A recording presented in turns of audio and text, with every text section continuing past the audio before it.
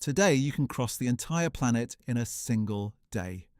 You can fly from one continent to another while watching a movie and eating a bag of peanuts.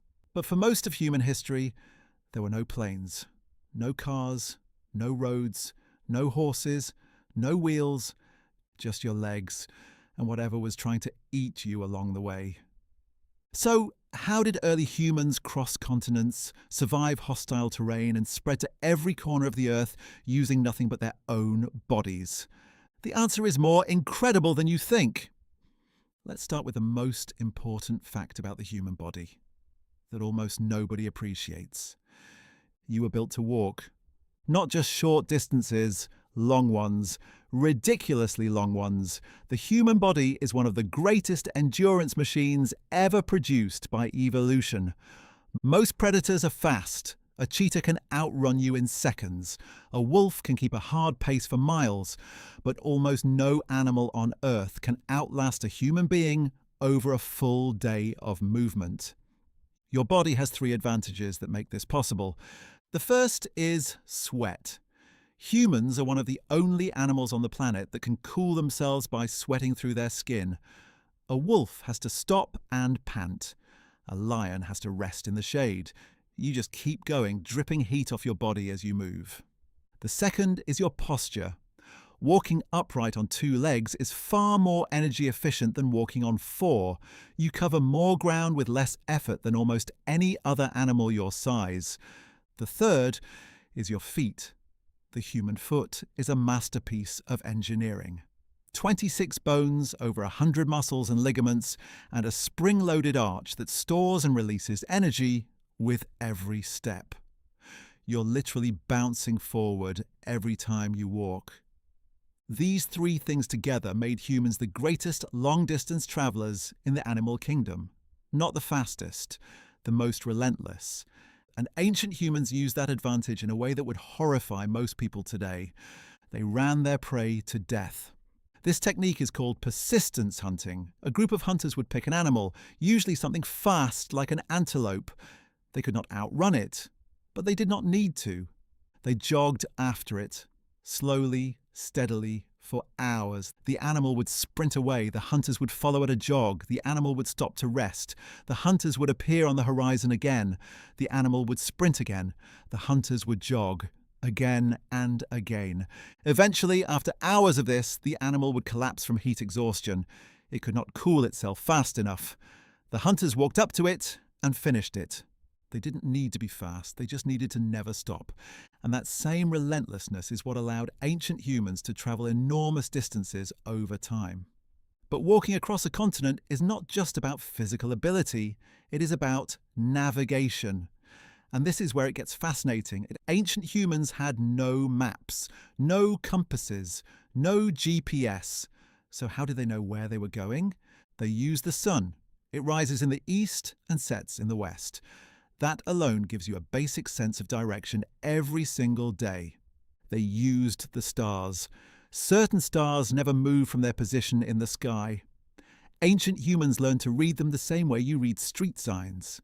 They used rivers. A river always flows downhill toward larger bodies of water. Following a river meant you would eventually reach a coast, a lake, or a fertile valley. Rivers became the highways of the ancient world. They used landmarks, a mountain on the horizon, a distinctive rock formation, a grove of trees shaped differently from the ones around it. Ancient humans built mental maps from these features and passed them on through spoken stories and songs. And they used animal trails. Animals need water too.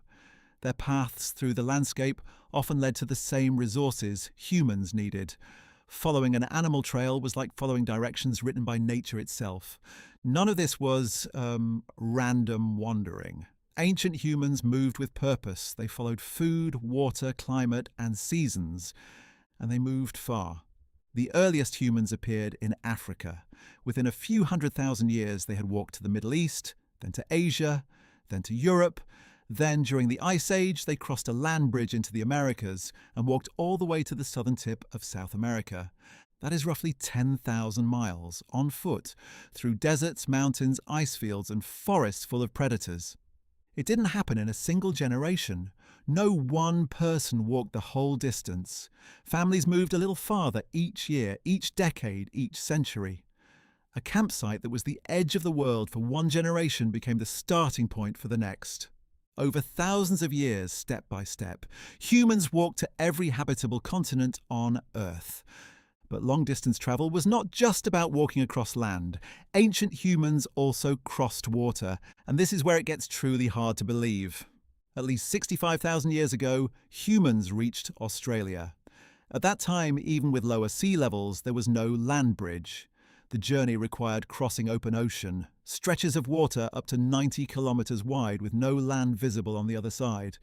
They did it on rafts, simple platforms made from logs or bamboo lashed together with plant fibers. No sails, no oars as we know them, just poles and paddles and the current. They could not see where they were going.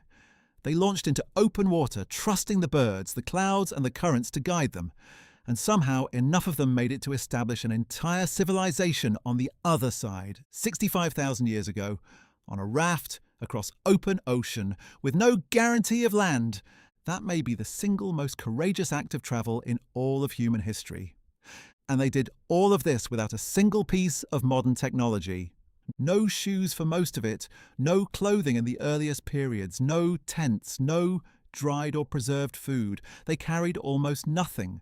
They ate what they found, they drank from rivers and rain, they slept under trees, in caves or in the open air. Every step was a risk, every river crossing could be deadly, every unfamiliar territory could hold predators they had never encountered before. Every change in weather could mean the end. And yet they kept going. Not because they were brave in the way we think of bravery, but because staying still meant running out of food, water, or safety. Movement was not adventure, it was survival. So the next time you complain about a long drive or groan at a delayed flight, remember something. Your ancestors walked across continents. They crossed oceans on rafts made of sticks.